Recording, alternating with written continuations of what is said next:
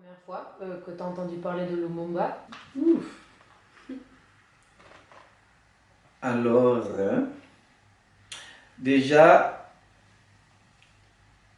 mon grand-père, il avait une photo de Lumumba à la maison. Je me souviens encore de cette photo. Je ne peux pas vraiment bien m'orienter, c'était quand la première fois. Car même à l'école, on a toujours appris de Lumumba, père de l'indépendance. Depuis que j'étais petit garçon, je connaissais que Lumumba, c'était l'héros national, le martyr de l'indépendance du Congo. On a appris ça comme ça à l'école, mais sans apprendre beaucoup de détails. Sans apprendre beaucoup de détails. But without learning the details. Some of those details will be discussed in this video, but before we continue on to those, let me first introduce you to two important people. Here we see Sapin Makengele, the man that was just interviewed. He is a painter from the Democratic Republic of Congo, and his painting is the inspiration for this video. This is Patrice Lumumba, the first Prime Minister of an independent Congo and the man Sapin was talking about at the start of this video. He became Prime Minister on the 30th of June 1960, but his time as Prime Minister would be short. Congo had been a Belgian colony, and on the Independence Day the Belgian King, Baudouin, had flown over to declare the country independent. In the speech he gave that day, he thanked his grandfather, King Leopold II, for the great work he had done in the colony. L'indépendance du Congo constitue l'aboutissement de l'œuvre conçue par le génie du roi Léopold II, entreprise par lui avec un courage tenace et continuée avec persévérance par la Belgique. I do not know if you are familiar with the actions of King Leopold II, but in case you are not, here are some fragments from the YouTube channel Simple History to help introduce him. Between 1885 and 1908, the Belgian King Leopold II personally ruled the Congo Free State, which was also known as the Independent State of the Congo. Because he ruled the state personally, he had total control of its resources and had to answer to no one. The brutal exploitation of the Congolese population in his pursuit of resources like ivory and rubber are infamous. As its mission, Leopold pledged to suppress the East African slave trade, guarantee free trade with the colony, and promote humanitarian policies. This was to distract critics and justify Leopold's ambition on the Congo. He was the absolute ruler of the basin, which was 8 times the size of Belgium. Leopold was determined to make the Congo commercially profitable. Therefore, he ignored the fact that slavery was banned. The local people were put to work to collect the rubber and were to meet inhumane quotas under impossible conditions. As proof that they had killed a villager who didn't fulfill their quota, these soldiers were required to sever the hands off to show their officers, 1 hand for every bullet used. He managed to gain a serious income from this and amassed a personal fortune. But this was not enough to make it profitable, and more investments were needed. In 1889 and 1895, the king borrowed money from his own government. In return, the government would get the right to annex the Congo in 1901. That year, the government decided not to use that opportunity, and Leopold could continue his exploitations. While choosing to maximize his short-term economic gains, Leopold II exhausted the resources and enslaved the people. The atrocities became clearer and clearer starting in 1890. Public outrage in the beginning of 1904, after European press revelations of what actually was going on in the Congo, led to an international protest movement. In November 1908, it was over. The Belgian government forced the king to end his rule over the Congo Free State and give it to Belgium. Starting November 15, 1908, the Congo was a Belgian colony.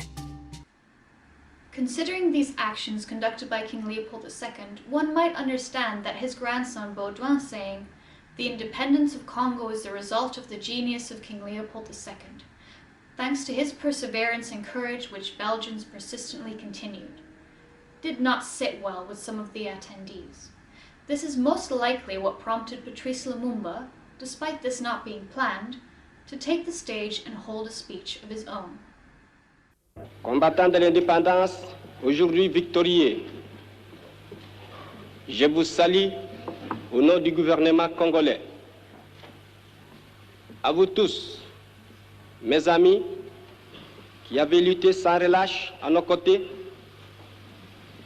je vous demande de faire de ce 30 juillet 1960 une date illustre que vous garderez ineffaçablement gravée dans vos cœurs, une date dont vous enseignerez avec fierté la signification à vos enfants, pour que ceux-ci, à leur tour, fassent connaître à leurs fils et à leurs petits-fils l'histoire glorieuse de notre lutte pour la liberté.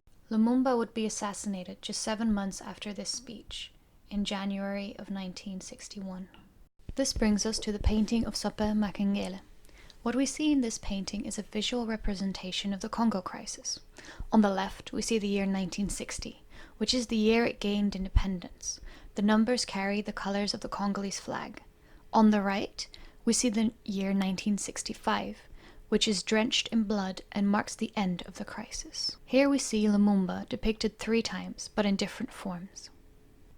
The first Lumumba I would like to draw your attention to is the Lumumba presented on an easel by a self-portrait of Sapin. Notice that the frame that encapsulates him is blue on top. This was when Lumumba seemed to be on top of the world, witnessing and partaking in the independence of his country. It is the same color as the 1960 on the left of the bigger painting. But as our eyes move downward, we see that he is hung by the American and Belgian flag. This is because these 2 countries were complicit in his murder, the date of which is written in red at the bottom of the frame. This depiction of Lumumba opens our eyes to the story of his assassination and the responsibility of the United States and Belgium in it. The next Lumumba we will look at in the greater context is the Lumumba above. You might recognize this image from an image shown earlier. This is one of the most famous images of Lumumba and one you will see repeatedly if you Google his name. The caption reads, "The Arrest of Lumumba and His Friends." These 2 men are Maurice Mpolo and Joseph Okito, 2 political associates who had planned to assist him in setting up a new government. Although the caption only reads "arrest," we can see from the river of blood and the 3 crosses in the background that this arrest will not end peacefully. The crosses indicate a near religious respect for the 3 men. This is the story of Lumumba as a martyr. Now that the first 2 Lumumbas have been explained, I would like to divert your attention to the big, gold-encrusted tooth that you might recognize from the picture shown in the introduction. This brings us to the final Lumumba and the objective of this video. The Lumumba that I would like to call the Lumumba of unsilencing. This tooth was taken from the corpse of Lumumba by a Belgian officer.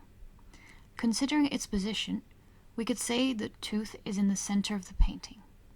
I asked Sope Makengele why this is. Bon, vous savez, il n'y a pas une raison très très importante que j'ai mis l'image dans le centre d'abord.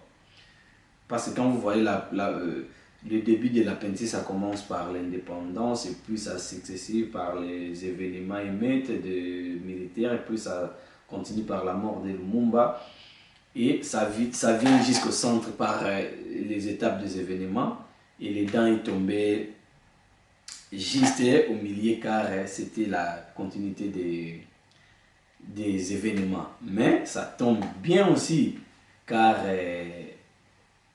c'est une histoire que beaucoup de gens ne connaissent pas très bien, surtout au Congo. Ça tombe bien au centre, car quand les Congolais vont le voir un jour, ils vont se poser beaucoup de questions sur ses dents.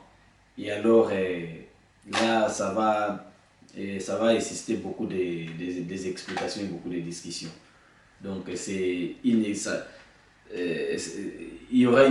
doit y avoir une explication importante pour que les gens comprennent l'histoire de ces dents.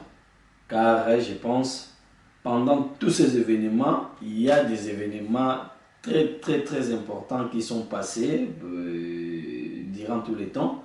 Mais je pense que la mort de Lumumba a marqué beaucoup sur les événements de ces périodes. Donc ça tombe bien que les parties Lumumba tombé est venu dans le centre. Mais ce n'est pas spécialement que je devais mettre ça dans le centre. From the interview, we can conduct that it wasn't on purpose that the tooth was in the center. But as the painting progressed, it more or less naturally fell into that place. And that seems fitting, because Lumumba was a central figure in the crisis, and his tooth should be at the center of narratives today. For it is with our mouths, which harbor our teeth, that we tell our stories, our histories.